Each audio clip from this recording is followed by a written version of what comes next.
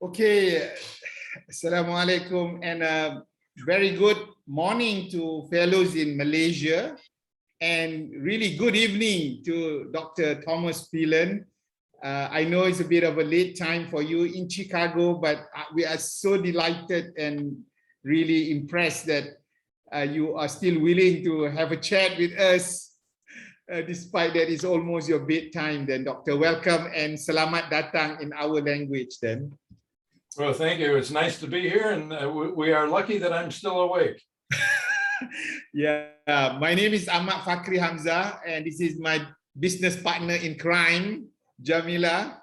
And I think because of the crime that we have done in the past, that why we have decided to meet and engage with Dr. PHELAN today with a very, very interesting, although as I said earlier to Dr. Thomas, we have 6 children grown up, but also 6 grandchildren who probably would benefit from what Dr. Thomas is going to say. And hopefully within this next 1 hour and 15 minutes, we would be able to gain from his insight on this very important subject in this very challenging environment.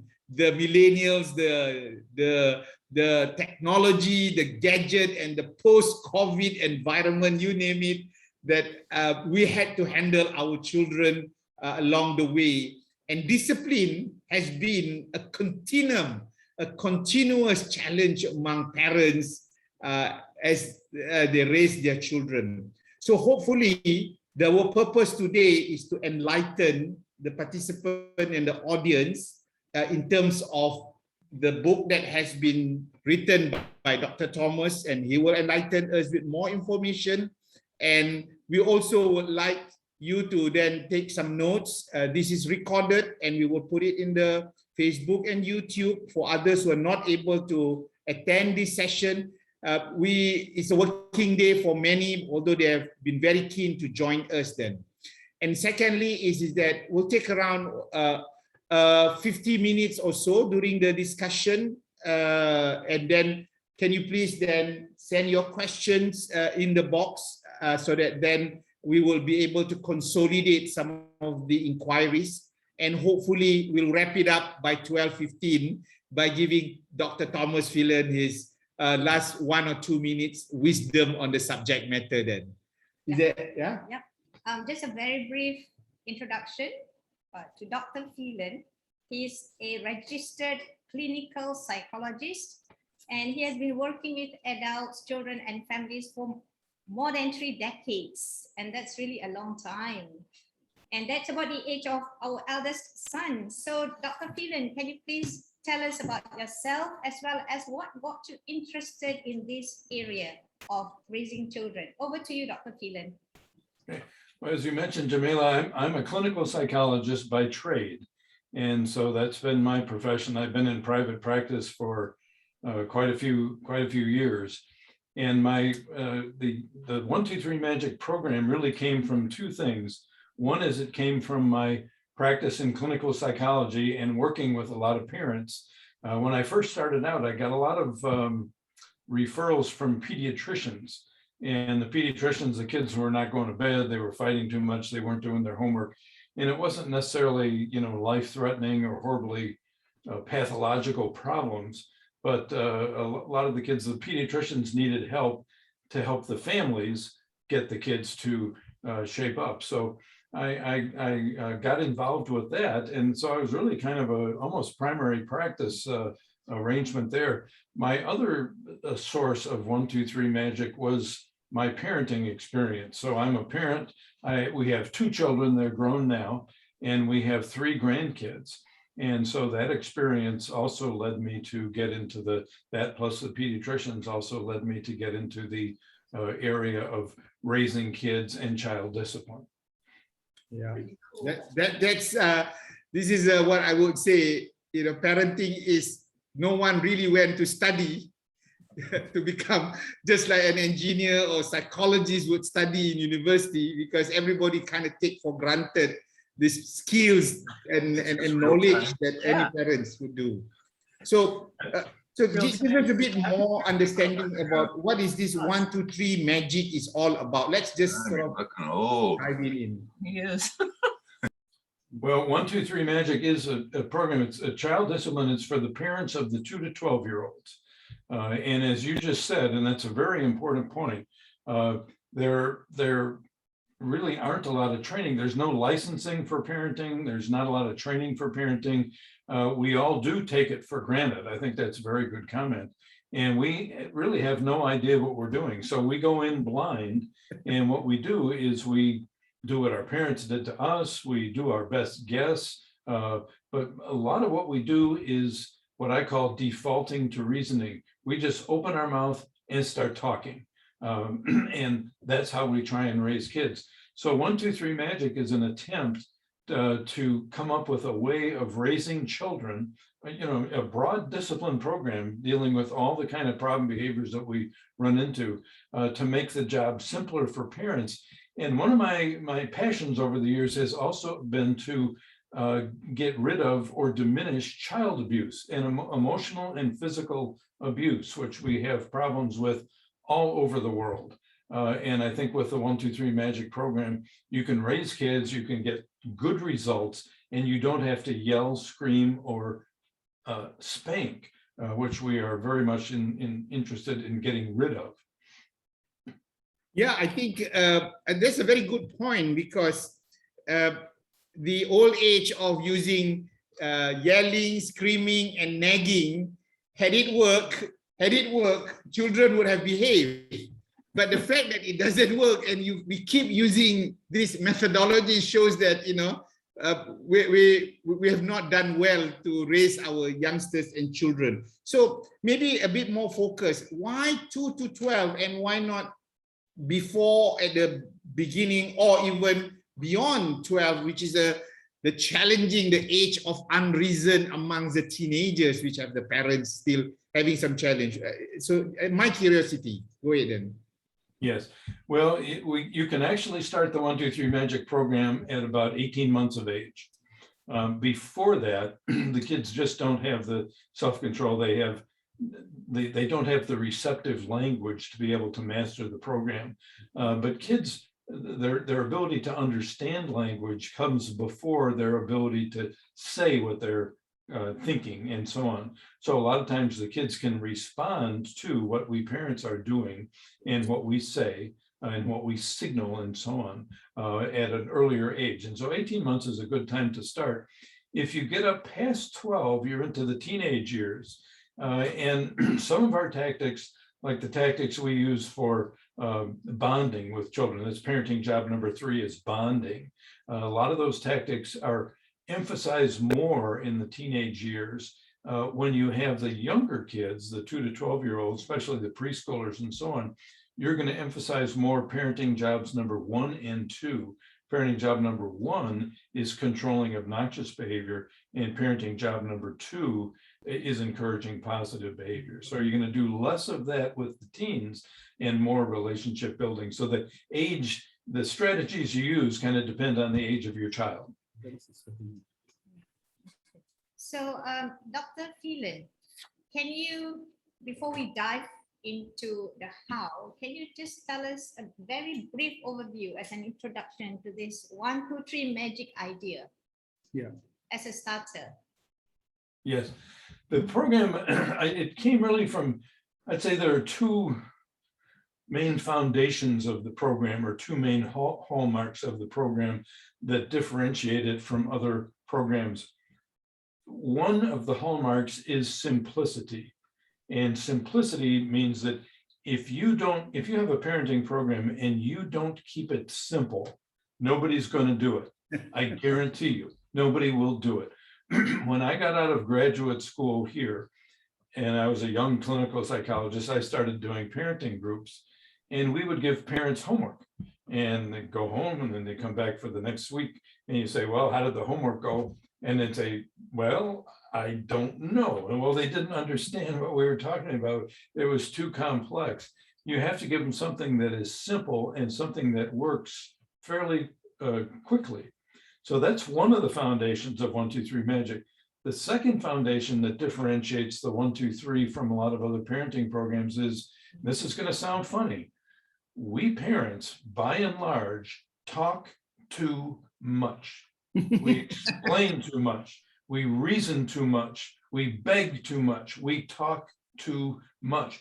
But as you were kind of implying before, that's the default. We don't know what to do, so we open our mouths and we talk. And a lot of people say, well, you know, a sign of a good discipline program is good communication. That means good talking back and forth. There's a limit to that. Too much talking is not just a neutral thing. Too much talking to kids aggravates kids. Nagging, you mentioned nagging before. Nagging aggravates kids. And so now I'm nagging the child is aggravated and I want them to cooperate with me. That doesn't make any sense. We parents have to learn when to talk and when to keep quiet. And that's a critical and essential part of the 1, 2, 3 Magic program. Yeah.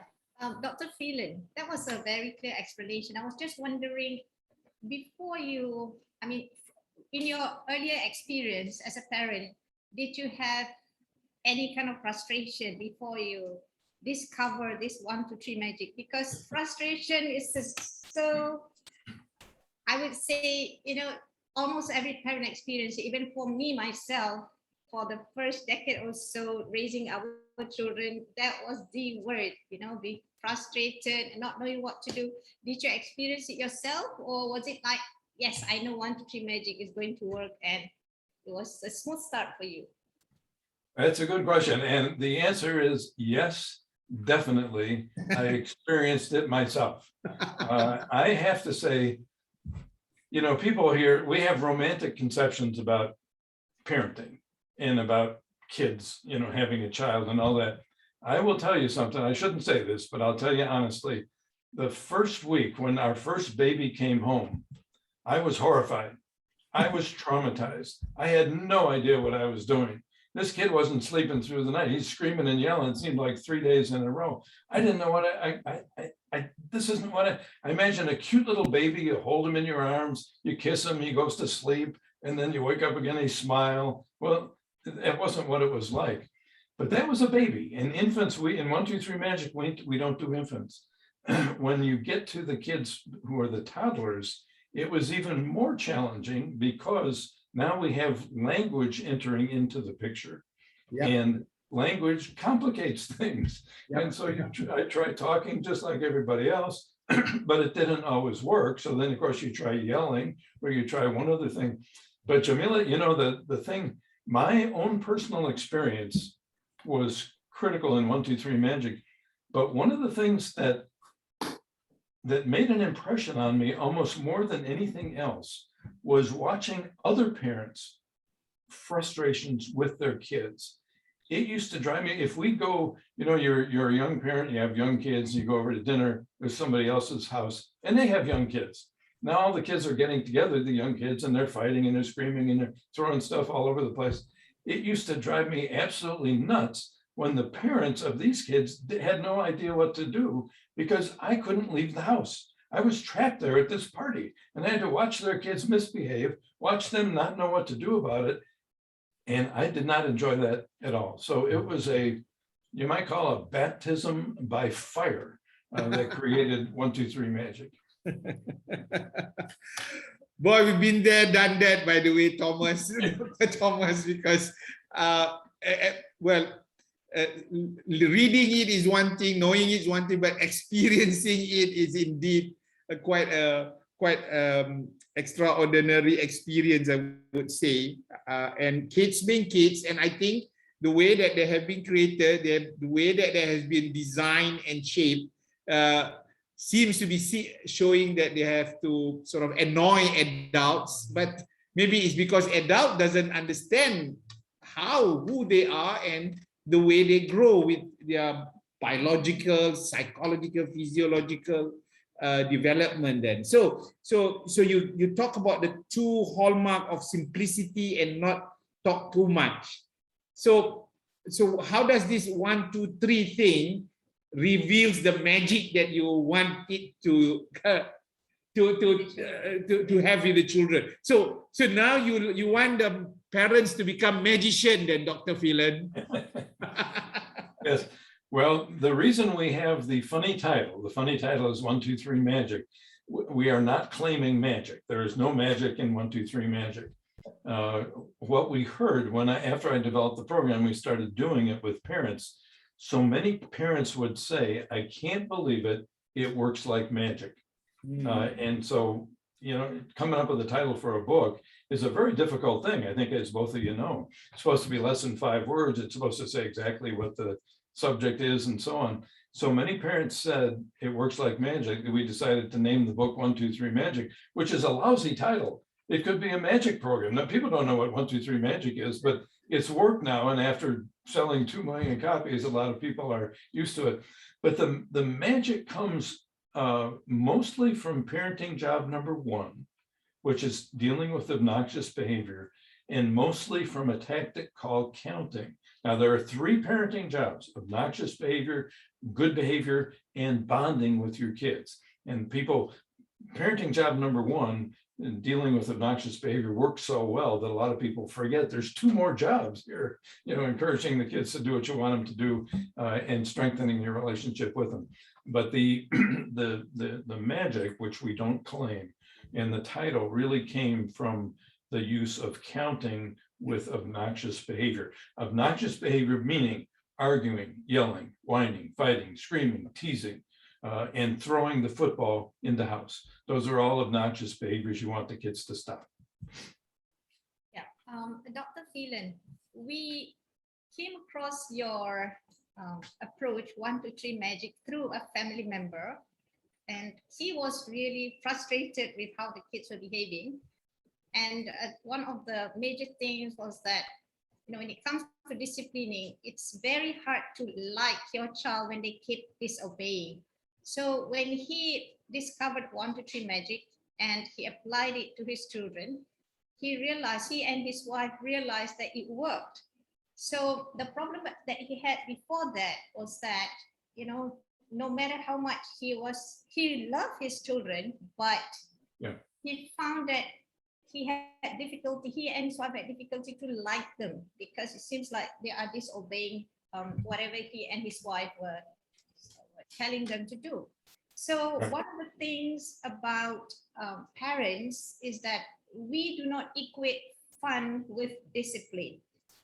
You know, we tend to see discipline as something that is very difficult and something that sometimes seems to be beyond our reach. So coming back to this particular case where this parent realized that when he applies 1, 2, 3 Magic, he found that he could actually like his child. You see, so I think that's where the magic is. And when I read your book, it says that 1, 2, 3 Magic is simple, friendly, effective child discipline. And it is applied to put the fun back into parenting, so that apart from loving your child, you could also like them. So can you explain to us how to introduce and apply 1, 2, 3 Magic in the family so we could discipline our kids without that annoying feeling? Yes. Yeah, let me comment on your fun thing. I think that's very important. And then I'll tell you how to introduce the program to the kids. I believe, and I believe this very strongly, the way we are constructed, and I believe in evolutionary psychology, but whatever you think of human nature, I think we are constructed and our kids are constructed in such a way, our brains and all that, so that we have a natural desire to like one another. Okay, now I'm not talking about loving right now. I think we love each other too, but I'm talking about liking and fun that you were saying. I think liking and fun are very much part of the same package. And I think kids are naturally likable. I think parents are naturally likable to their kids. So thank God we have built into us a lot of positive energy waiting to come out, where we like our kids. We already love them, but we want to like them. Like them means, like them, if I like you, that means when you walk into a room, I feel good. I'm glad to see you. And that means I like you. And that means I've had good experiences with you. And so thank God we're built so that kids are naturally likable and lovable to us. However, They are not likable, as both of you were saying before, when they are tantruming or when they are screaming or when they're yelling or they're doing sibling rivalry, they're fighting and teasing and not going to bed and not eating and all that. Those are not fun experiences, and those get in the way of nature's gift to us to like our kids. So my theory is if we can get this garbage stuff out of the way as often as possible, I mean, we're not going to do it perfectly, but as often as possible, if we can get that stuff out of the way, kids are likable. I mean, you got to admit, they are cute. They say some of the funniest things, and you remember those things, and they're just a dear when they do that kind of thing, but you can't experience that when they're tantruming. It's just a different story. So what we ask parents to do is we say, okay, you want to do 1, 2, 3 magic. I want you to learn the program. You're not going to learn the program in 15 minutes. This is a society where we want everything yesterday, and we're very impatient. It's going to take you 4 or 5 hours to learn 1, 2, 3 magic. So you can read the book, you can do the video, you can do whatever you want. And then what you're going to do with your kids is you're going to sit them down and introduce the program to them. This conversation we call the kickoff conversation. It takes about 10 minutes. And you say, this is what we're going to do. And you explain counting to them, and you explain routines for positive behavior to them. And they're going to look at you, and they're not going to believe that you're going to do it. They're going to laugh. They're getting, my mom and dad, they couldn't do this kind of stuff.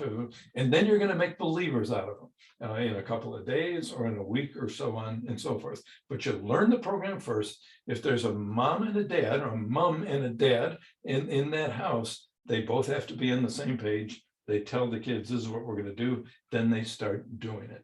And you will start enjoying your children again. You're going to be the boss of the house, but not in a brutal way, not in an emotionally abusive or physically abusive way. So you learn the program, you do the kickoff conversation, you make believers out of them. That's 1, 2, 3 magic.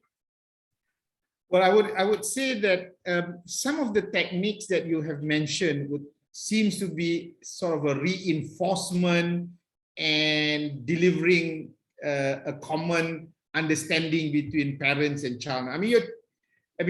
You normally feel that as parents, you have the executive power, the authority in managing the child. But what in your kickoff session, you are creating a conversation, a dialogue, which is something that probably some parents may not be comfortable because it is sort of lowering themselves into the level of their child as a way of compromising rather than authority. So I think you know probably very well in the East when we have these tiger moms and disciplinary action and I'm your dad, therefore you have to follow me kind of words. How does that, when compared to your approach of talking to the child, explaining to the child, giving them the routine of what is expected and what is the outcome? So how do you relate that? And that's probably a challenge that many would grapple if we start introducing this. That's right. That's right. And the research shows that good parents are what? They're warm and they're demanding. And the warm part is the friendly part. That's the talking part. It's the me comforting you, me supporting you, me listening to you talk about your feelings and that kind of stuff. That's the warm part. The demanding part is I'm the boss of the house. I'm not going to be a brutal boss, but 9 o'clock is bedtime. You would like one more story after 9 o'clock. The answer is no, I'm sorry. 9 o'clock is bedtime. Okay. 4 o'clock is time to do your homework. 4 o'clock is time to do your homework. That's the deal. And we're going to do that then. So it depends on the situation will dictate, is it time to listen and talk and for a little democracy, or is it time for me to be the boss? And warm and demanding. There are times for both. And when you talk about tiger mom, I think, that kind of thing, I think the danger is of saying, well, this parent is a tiger mom all the time. And I think the tiger mom, she was pretty ferocious and a little more ferocious than I would have been, I think, in some of those things. But our 1, 2, 3 magic is parents in charge, but not emotionally abusive. But job number 3 is strengthening your relationship with the kids. And what that means is listening to them, It means having fun with them. That's not Tiger Mom. That's different. Yeah, and so there's a time for both, and parents have to learn, when do I do this and when do I do that? Yeah. You see, one of the things that came to my mind is in the corporate world, you do have to discipline your staff. And therefore, one of the things that happen is consequence management. So what I like to understand is if you have this kickoff 10 minutes discussion, and obviously at the early stage, they may not comply, nor they will adhere to this understanding ceasefire between mom and dad. Yeah. What kind of consequence management did you deploy to ensure that you can sustain this for a reasonable period until it becomes a habit and a DNA inside them, you know? Yeah, well, for parenting job number one, that's where we use consequences the most heavily. Okay, not so much with parenting job number two or parenting job number three. Parenting job number one is obnoxious behavior. That's where consequences can be very helpful. And so what we do is we use the counting system. That means if you're arguing, yelling, whining, fighting, screaming, teasing, or throwing the football in the house, I'm going to hold up one finger and I'm going to say that's one. Now that's a warning to you that you're out of line, that you're misbehaving and you need to shape up. What if you don't shape up? I give you 5 seconds to shape up. If you don't, I'm going to say that's two. I'm going to give you 2 fingers and say that's your second warning. 5 more seconds. If you shape up, that's fine. I reinforce that. I give you a hug or whatever. If you still don't shape up, that's 3. And that's the end. Okay. This is like 3 strikes and you're out. And at 3, there's going to be a consequence. Now it could be a timeout alternative. You know, you're going to lose some electronic time on your iPhone, or could be bedtime is 15 minutes earlier, or it could be what they sometimes call a timeout. We call it break time, we call it rest period, or whatever. And that means you're going to go and to your room for 4 minutes or something like that. And that's going to be the consequence. You just sit there for 4 minutes and you come back out. We act like nothing happened at all. So our consequence management, I hope I'm answering your question here, is going to be mainly for parenting job number one. And it's going to be a gentle consequence. It's not hitting, it's not yelling, it's not anything like that. It's a very unemotional implementation of a break time, rest period, or timeout alternative. And as long as you keep misbehaving and hitting 3s, you'll get that consequence.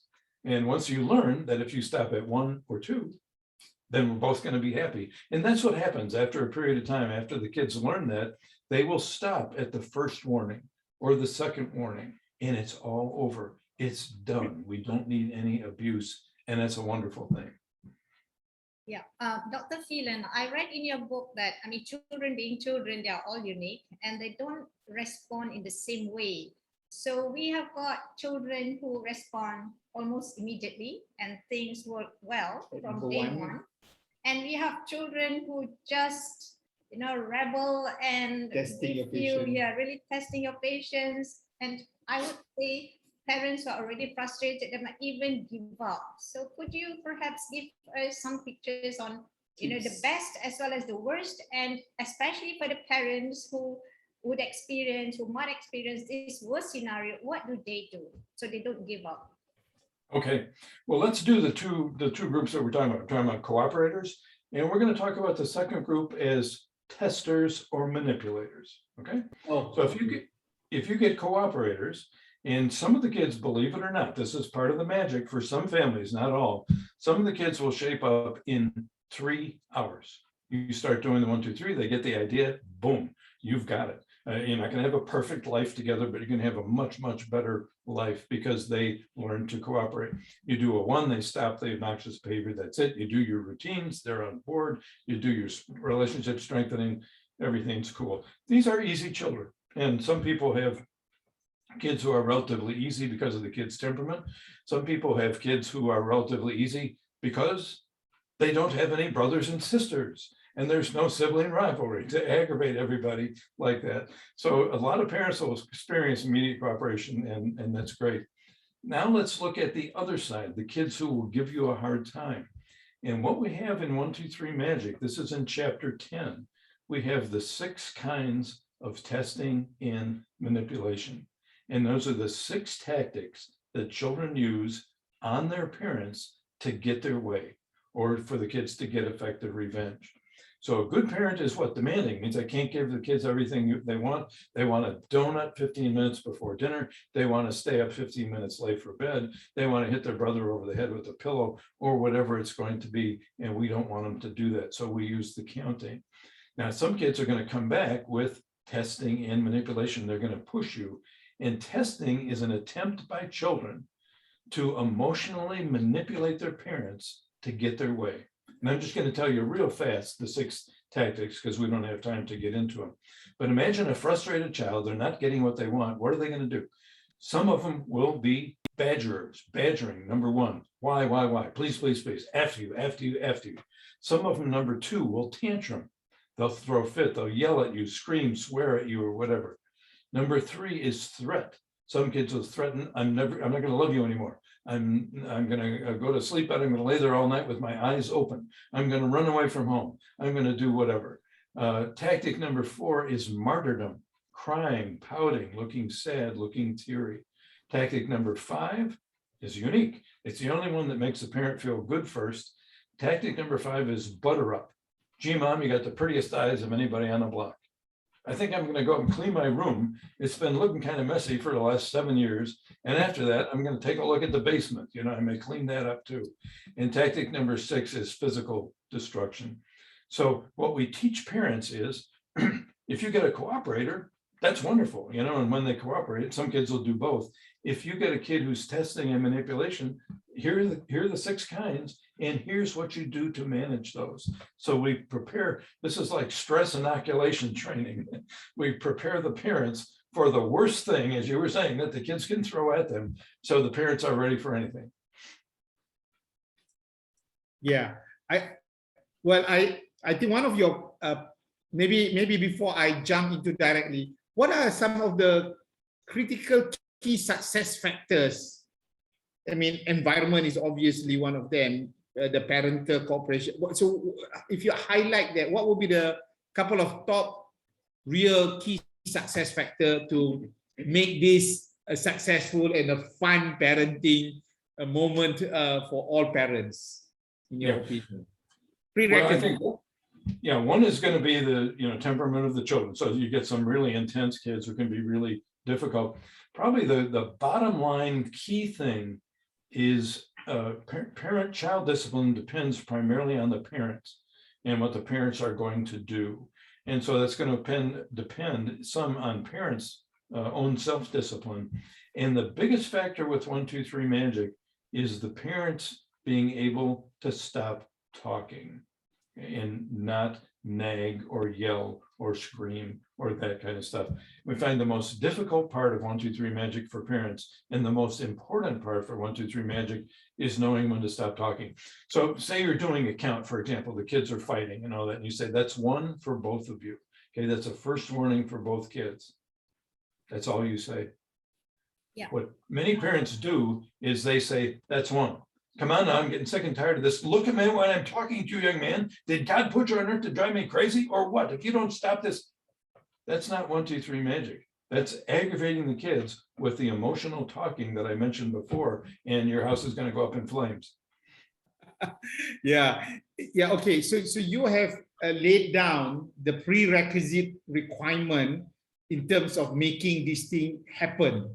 And one of the major challenge, or rather, one of the things that I heard you say earlier was about there is the need to have a strong cooperation between mom and dad to make sure that this effort is not a one-sided loop and, sort of it's the mom's job and not dad's job, or vice versa, and that sort of thing. So how is there any way that there is a need to have these parents to have synchronized both their thoughts and then their effort, their skills, for instance, to ensure that this 1, 2, 3 really produce the magic that you desire?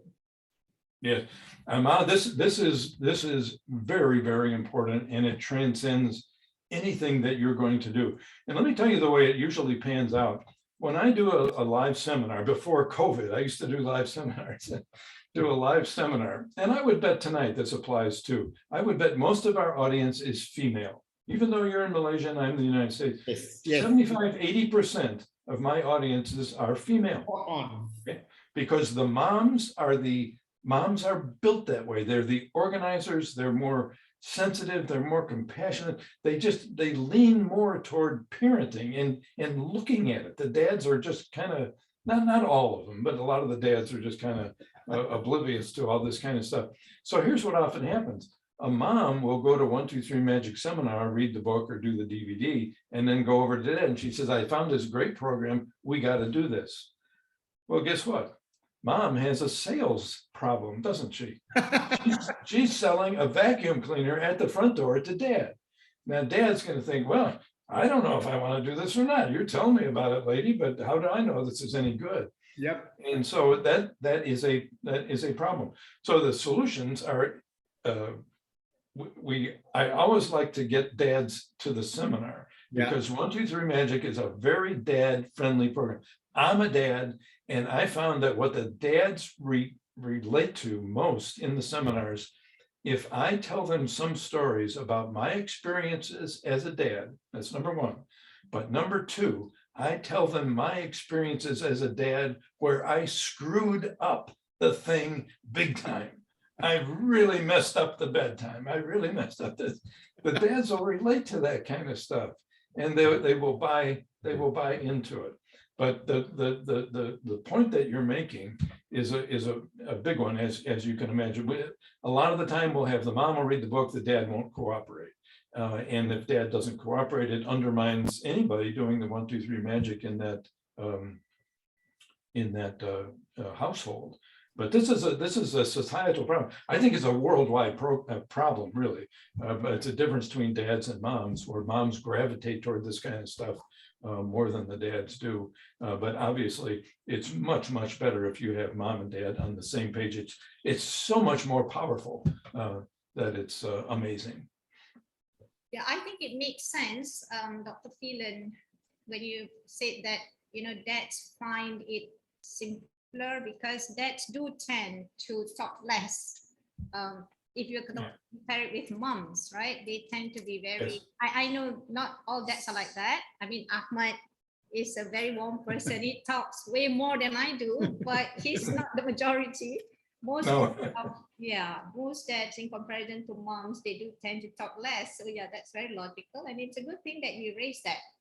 So when you talk about this 12 to 10-year-old age band, where, during the time when you can introduce 1-2-3 Magic, it might seem obvious to some parents that they think that, okay, 12-year-old, more mature, so does that mean that you deal with them, even though you're applying 1-2-3? It's somehow different. I mean, we talk about a child who is an infant, a toddler, 2 years old, and 12-year-olds, it's a wide gap. So how are they different and how are they the same? Do you increase the time, or how is it? What are the similarities or differences when you deal with the same misbehavior by different age group? Yeah, well, I'll see if I can answer that question. I think if you're doing, it depends on the job you're talking about, the parenting job that you're talking about. If we're talking about counting, you can use counting for 2 to 12, and you can use counting for adolescents as well if you've been counting them during the 2 to 12-year-old years. So they'll use it. I've had parents tell me their kids came back from college. They were 23 and 24 years old, and they were counting the 23 and 24-year-olds at home, which I found hysterical, but that's unusual. That's unusual. If you have kids who are, say, 12, 13, 14, we're probably not going to do the counting part of 1-2-3 Magic the same way, and we may not do it at all. However, with that age group, we are going to do, I didn't clarify this before, but with encouraging good behavior, we want routines every day, the same routine for bedtime, for eating, for up and out, and all that kind of stuff. And we're going to establish those routines with the 6-year-olds and the 16-year-olds. But with the 16-year-olds, we're going to have them doing much more of the routine themselves. We want mom and dad out of that picture, altogether. With the adolescents also, we're going to emphasize more the relationship strengthening and the listening and the shared fun, because, well, you emphasize the shared fun with anybody, but with adolescents, it's harder to have fun with the teenagers. And so we want to really emphasize that shared fun part of the relationship building. The other thing you're doing with adolescents will have what we call their MBAs. MBA means minor but aggravating behavior that can drive you crazy as a parent, but it's not a sign of mental illness and it's not a discipline problem. I'll just give you one quick example of an MBA. You sit down, you have a 16-year-old son, you sit down at the dinner table at night and you say to your 16-year-old son, how was your day? He says, fine. You say, what did you do? He says, nothing. You say, did you have social studies? He says, yes. You say, what did you do in social studies? He says, we didn't do nothing in social studies. Okay, this is an MBA. This is a typical adolescent. It happens in 25 million American homes every night that the parents get what I call the adolescent snub. Okay, it's not a discipline problem. Okay, it's an MBA. It's minor but aggravating. Adolescent, he's asserting his independence. He's saying, mom and dad, I don't need you anymore. I don't want you supervising me. I don't want you snooping in my life. 6-year-olds won't do that. It's different for a teenager. I wanted to follow up what Jamilah says about this 2 years to 12 years. There's a 10 years age gap then. I think we are talking about a function of their intellectual cognitive ability to understand you as parents. So enlighten us about the word choices and the dialogue that you may have to, again, deploy the different age at the different stages. Then how does this technique differ in terms of the usage of words? Because that, I think, it will be one of the critical factors then. Yes, well, it can be. I think we overestimate the value of words, but I think one of the things we're going to introduce as the kids get older is about age 5 or 6, we're going to introduce the family meeting. And a family meeting is where mom and dad and the kids sit down and they talk about the problems they're having living together. Okay, and they're going to negotiate solutions to those problems. And as the kids get older and their intellectual capacities and executive functioning is maturing, you'll find those family meetings get easier and easier. You can also do more one-on-one problem solving with the kids as they get older, as they get up to 5, 6, 7, 8, 9, 10, 11, 12, and beyond. You can sit down with them and say, look, we got a problem with your bedtime, or we got a problem with your schoolwork, and I'm concerned about how you're doing. Let's sit down and talk about it. You do your active listening, you do your negotiating, you do your brainstorming, and you come up with a solution. So you'll be expanding on that kind of stuff as they get older and older. But it doesn't change the fact that one of the basic things about 1, 2, 3 magic is that talking and reasoning are overestimated. They used to tell us, I was raised in the Catholic Church, and the Catholic Church used to tell us that the age of reason is 7. Right? The age of reason, you get a rational human being at age 7. Listen, I'm a lot older than that. I'm not sure the age of reason is 50 after having been around for quite a while. So. So that the talking can get overestimated, and we tend to use it too much. We look too much to reason and talking to solving our problems in the wrong way. So I think we have to be, I hope this is clear, we have to be careful with it. It has its place, but it definitely has some dangers too. Yeah, Dr. PHELAN, I have got 2 questions in one. Number 1 is, how do we know that we are successful, right? And the second is that when parents apply this, after they have seen that the child is being already good, being obedient and doesn't seem to be misbehaving anymore, so they might regress to the old behavior of being, they might not apply 1, 2, 3. Yeah, this is about sustaining this approach. So what is your advice to those parents who might have applied and after a time they tend to regress? Do they have to restart the whole thing again, or what is it? Okay, well, there are 2 questions. One is how do you know it's working, and the other is what we call slipping. falling off the wagon. We have a phrase, I don't know if you use that phrase, but falling off the wagon. So how do you know if it's working? There are two ways. I think the most simple way to know if 1, 2, 3 magic is working is if you like your children most of the time. And so a lot of parents, before they start doing the program, the kids are aggravating the daylights out of them most of the time, most of the days. And now I get rid of the whining. I limit the temper tantrums. They go to bed on time. I enjoy their company. I like them. When they walk in the room, I feel good. That, I think, is the bottom line. We have a lot of parents. I've had parents that tell me, you know, that my husband took all the kids out and they went out and so on. And one of these kids came back. I could see him walking up the front yard and coming into the house. And I felt, oh no, he's back again. That's not liking the kid. That means you got discipline problems and you need to do something to work on that. So if you like your kids, that's what, not all the time. It's not perfect. The second question that you had was about, we call it slipping. And that means, and it's a very real thing. There's short-term slipping and long-term slipping. So you're doing well with the program and things are shaping up. You're enjoying your kids. And then what happens? Well, travel, visitors, illness, new babies, and just plain time. Those are the things that cause slipping. You go to the hospital, you have a new baby, you come back, everybody's upset, nobody knows what they're doing, somebody gets sick, you know, you travel and you visit people in another, you have visitors where you are, and you get off track. The nice thing about the 1, 2, 3 magic, and this goes back to the simplicity, is it's simple. And it's simple to get back on track. So you think, oh my goodness, we're not doing what we're supposed to be doing. If you have mom and a dad, you talk it over, you read the book again, watch the video again, and you do the kickoff conversation. And what do you say to the kids? You say, kids, mom and dad haven't been doing their job right. We're talking too much. We're screaming too much. We're not getting you to bed on time and all this. We're going back to what we know works best. And you tell them, you redo the kickoff conversation and you get back on the wagon and you get back on track and you start doing it again. And you do that many times as you need to. Some people, they won't slip for like 6 months. And some people will never slip. Some people slip after 2 weeks. But it's a very real thing and it's a very real problem. Yeah, absolutely. Well, what I gathered from what you have just enlightened us is that you are part of the problem as well as you are part of the solution to make this whole initiative a successful one.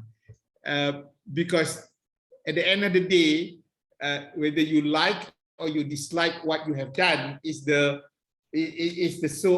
fruits that you finally had to sow in terms of cultivate and what you have invested in your time then. One of the other challenges I would assume is that we have the male and female perspective of dealing with the 1, 2, 3. Younger girls tends to be more compliant and they do understand some level of reasoning and discussion, but boys being boys and as their testosterone just sort of build up, so you can see that there is a dichotomy in handling these two different gender. What's your output? What's your input on this? How do we handle this then? Yeah, I think you're right. I think they often say that it's like, which would you rather have, girls or boys? Well, I'd rather have girls, but the boys can certainly be challenging, but these kids are challenging in different ways. And so even though a lot of people would rather have girls, if you look at the kinds of testing and manipulation, what does the research tell us? I think the research tells us that boys are going to be more prone toward physical sorts of testing and manipulation. So in terms of my list, you're going to see more tantrums for the boys, tactic number 2, and more physical destruction, tactic number 6. What are you going to get from the girls? You're going to get more tactic number 4, which is martyrdom, and you're going to get more butter up, which is tactic number 5, as emotional manipulative tactics. So you need to be ready for that kind of thing. And then you're going to have sibling rivalry, where you have a girl going after a boy. Now, we had this in our family, and it was the worst problem my wife and I had with the 2 kids. But my son, he would get physical some of the time with my daughter, and she was more emotional and he's more physical. And so there were times when he would be disciplined and she would not be, whereas most of the time with sibling rivalry, you're going to be dealing with both. But I think with you are right. With the girls, the talking may have a little more impact and so on. The boys may respond more to the strict discipline, stricter discipline. But I'm not talking about physical abuse or anything like that.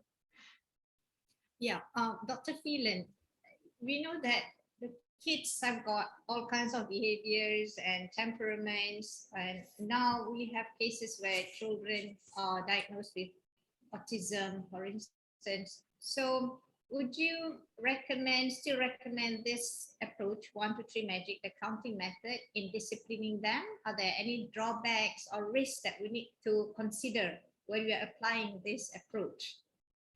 Yes, if we're talking about, say, special needs kids, we call them special needs, and there aren't too many modifications that you have to use. One thing is, we need to have a child, they have to have a mental age of about 2. So if you have a child with autism, and you want to use 1, 2, 3 magic, you need to make sure they have a mental age of 2, so they can understand, the basic aspects of the program. The 1, 2, 3 is used a lot with kids on the autism spectrum, and it's used successfully. Parenting job number 2 in particular, setting up routines and structure. Kids with autism like that kind of thing. I mean, sort of typically developing youngsters, but it's very helpful with kids with autism. We find also sometimes with kids with autism that the count, the saying that's 1, can make them anxious and a little bit flustered, and they may tend to decompensate under those circumstances. So sometimes instead of saying that's 1, holding up 1 finger, we'll show a picture, maybe a picture of a number, or maybe a picture of something else. That means that that's your first warning. If kids have learning disabilities, actually the 1, 2, 3 is so simple, it's better with kids to use with kids with learning disabilities, because that all the verbalizations and so on tend to confuse them. Same thing with ADHD kids. The 1, 2, 3, one of our kids was ADHD, and the 1, 2, 3 was developed with a large cohort of children with ADHD. Now, these are kids who don't respond well to a lot of talking. They don't respond to a lot of emotion. They get confused very quickly. They get belligerent very quickly. And so it's a simple, gentle program that works well with that group. And I would throw in there ODD kids too. About 50% of kids with ADHD are also oppositional defiant. And those are great groups to use the 1, 2, 3 with, because we minimize the talking and the emotion. And ADHD and ODD, those kids really need a simple, gentle kind of approach rather than a lot of emotion and a lot of talking and yelling. Yeah, that makes sense, Dr. PHELAN. We have a question here. How do we rebuild the relationship and trust between parents and children in terms of disciplining, especially after trying all sorts of solutions for a 13-year-old?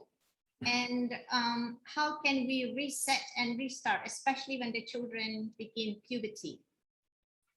Okay, well, I think some education is required. If you want to reset and restart and say, yeah, I've had parents come in, they say, we've tried everything, and it's kind of built into your question.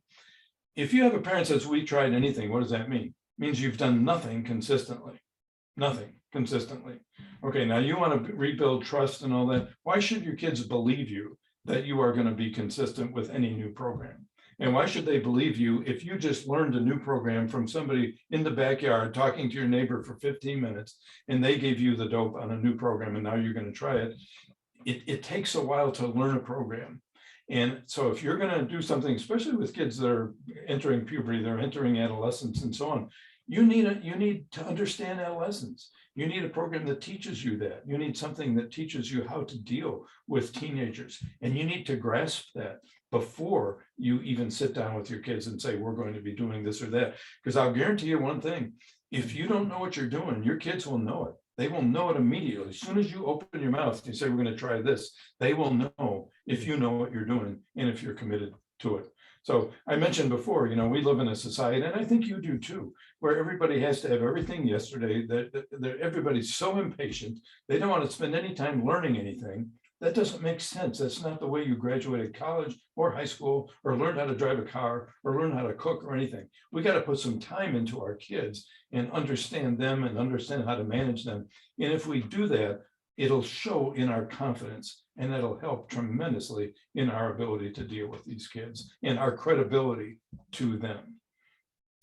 That's great. I think that's really helpful to, and to provide some anchoring point for parents, when they want to start something new, some refresh, they need to be mindful about the process, the consistency and the requirement for them to see it sort of develop and not something which is an instant output then. Now, your book came, in 1995? That's probably quite some time ago, Dr. Thomas. Yeah, really, we did the first public seminar in 1984. Yep. And the book existed in 1984 as a 60-page pamphlet.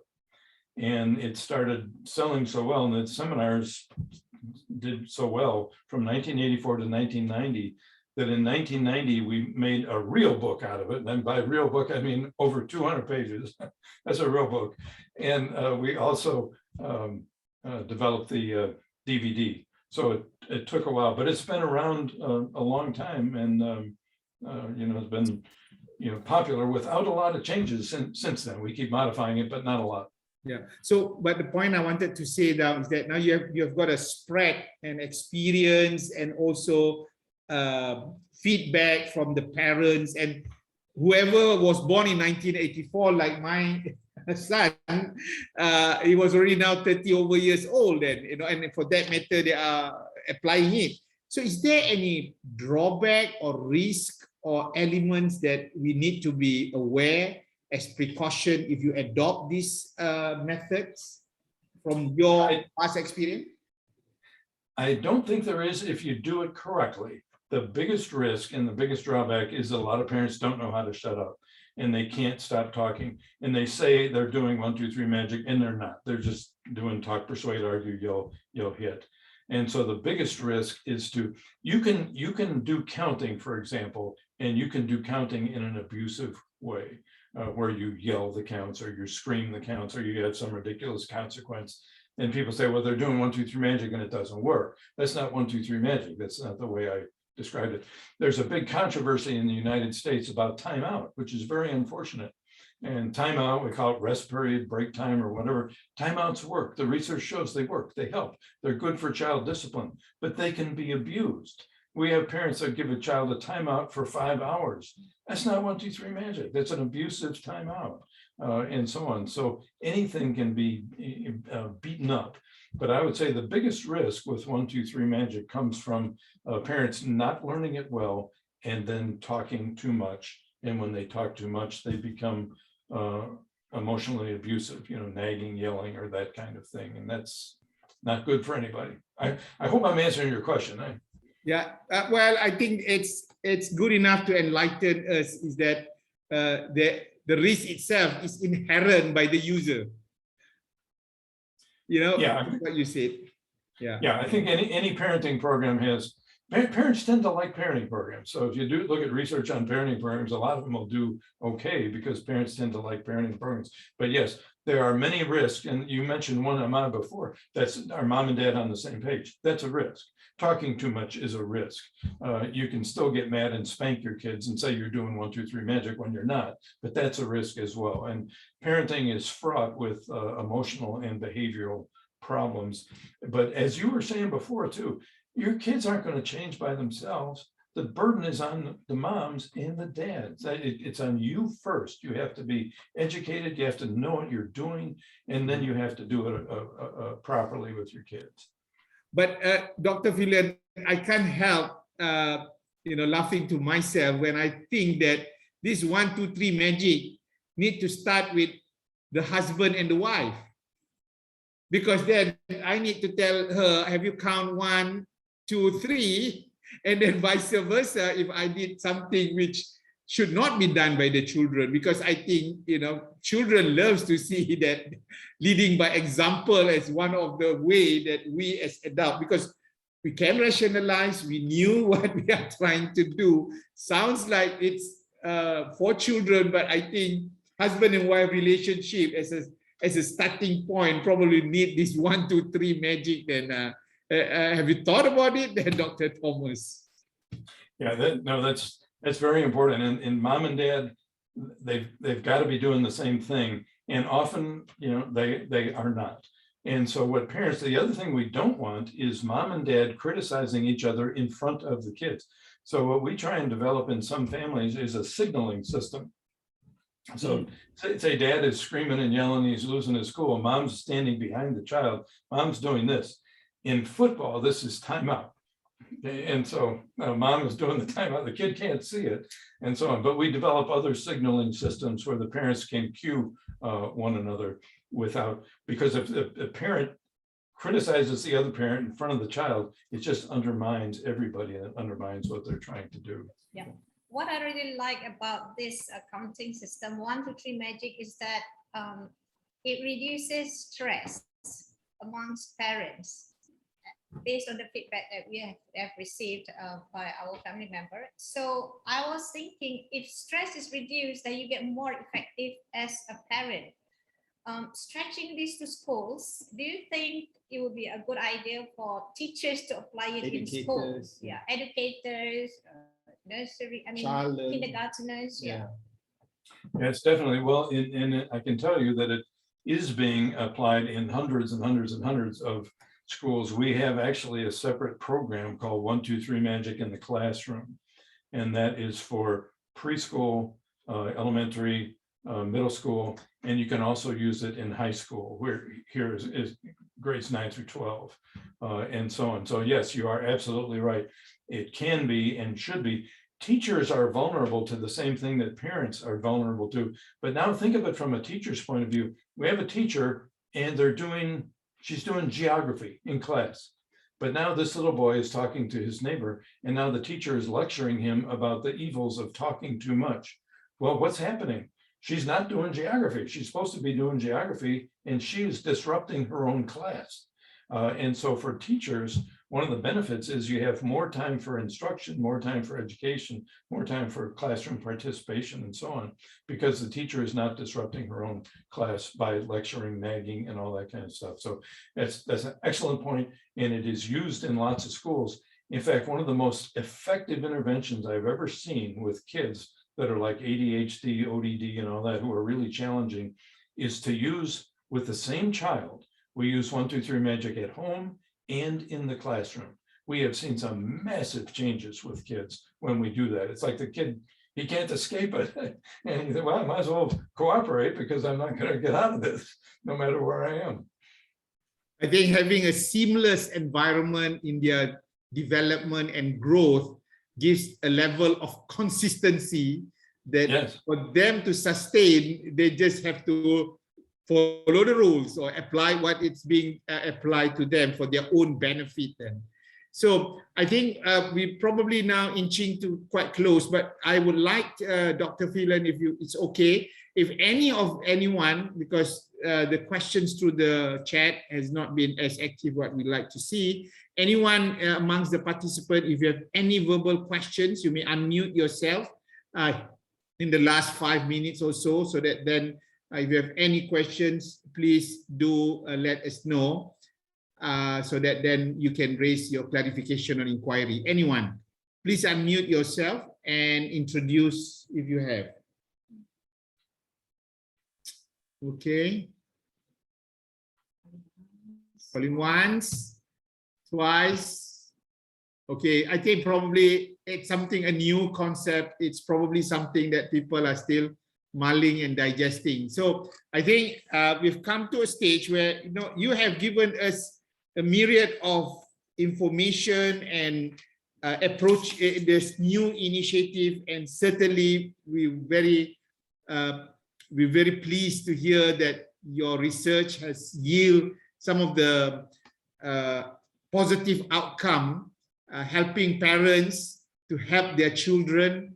And I think since it has not only been done in the States, but other parts of the world, in Australia and Europe and the rest, and your book's been translated. So maybe at some point in time in future, we'll see how it goes then. So with all the things that you have said, with all the messages that you have highlighted, tell us 1 or 2, 3 more wisdom before we end the session.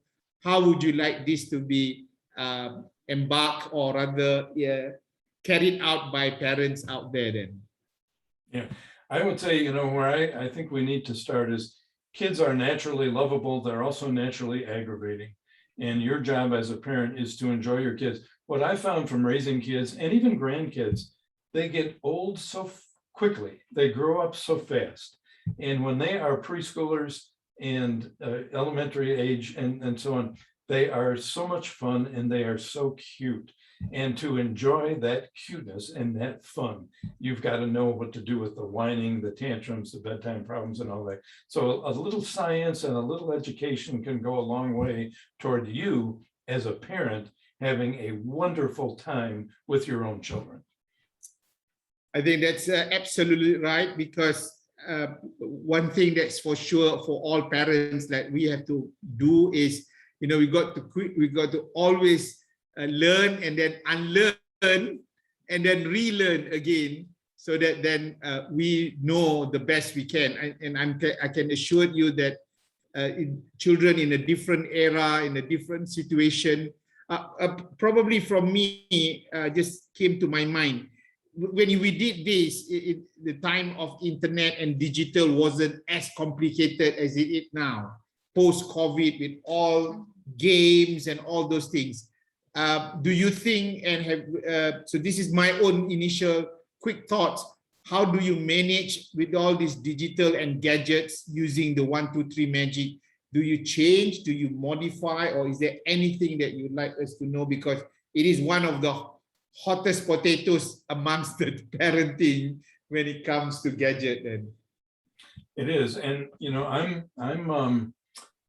I may be prejudiced now and have some differences of opinion with some of the younger generation, but I think the digital and electronic environment is getting dangerous. I think it's getting addictive. We are raising our kids in ways that are not as natural as they used to be. And I think you run a risk of a whole lot of different problems in these kids because they're living with screens. If you look at some of the tech data and you say, how much time does the average kid spend on screens during the day? It could be 5, 7, 10 hours. And I don't think that's good for them. And I think we're seeing a lot of results of that. Teenage girls, for example, live with their cell phones. They don't want that thing away from them. They sleep with their cell phones. That aggravates social anxieties and so on. So where does 1, 2, 3 magic fit in? I think a family and I think parents have to negotiate and establish and sometimes just impose limits on screen time, for example, with their kids. And to impose those limits, what are the kids going to do? They're going to do testing and manipulation. There are 6 kinds of testing and manipulation. So if you want to do screen time negotiation with your kids, you're going to do a family meeting. And when the kids give you a hard time, you're going to have to deal with testing and manipulation as we teach you to do with 1, 2, 3 magic. So it's a different world. It allows for new kinds of communication as well. But I think there are a lot of risks. And I think as a society, and I think this is worldwide, I don't think we are recognizing the risks of growing up on screens. I think it's a third level of consciousness that is being imposed on us now. And the people that make those screens, they're not there because they love you. They're there because they're making money off you and your kids. And that's not the best place to start. Yeah. Dr. Phelan, that's I do believe that the digital era has opened up all sorts of experiences that are new to parents, and it's becoming even more challenging. Thank you for that, for pointing that out. I feel that, well, even I myself as a grandparent, as a parent, I've learned so much during this topic, during this session. And I hope our viewers out there have learned as much, if not more than us. And also, before we end, I would like to thank Miss Nancy Rowe, who is here with us, who has made this possible, making all the communications and such, a lot of effort behind the scenes. Thank you, Nancy, for being here. And with that, I shall pass this to Ahmad. Yep, Dr. Thomas Phelan, it has been an enriching, enlightening, and definitely an experience for all of us listening to what you have done, and we applaud your effort, and certainly we will then view and consider and how do we develop further in our spirit of helping younger parents to raise better children in the long run then. And we hope that this session will not be the last. We hope that maybe at some point in time, we could still connect again in future and see how best we could develop the parents out there. For us in Cool Mom Super Dad, we thank everyone to participate this. For our November parenting session, we're going to talk about something different, something special, and it's about grandparenting with the millennials, you know, and grandparenting is a subject that has its own unique features, because grandparents can be a helper, supporter, but can also be a hindrance in the way you want to raise your children. So we are going to have the ex-Director General of the Malaysian Development Organization to join us and to also share with us some of the tips, some of the points, especially for grandparents, so that then they become a great enabler also as a contributor when to raise children. Dr. Thomas PHELAN, thank you very much for being here. I know it's a bit late now, and we wish you all the best and your future endeavors, and hopefully we'll stay connected in time to see them. Thank you very much. Look forward to seeing you again. Yes. Bye. Bye-bye then.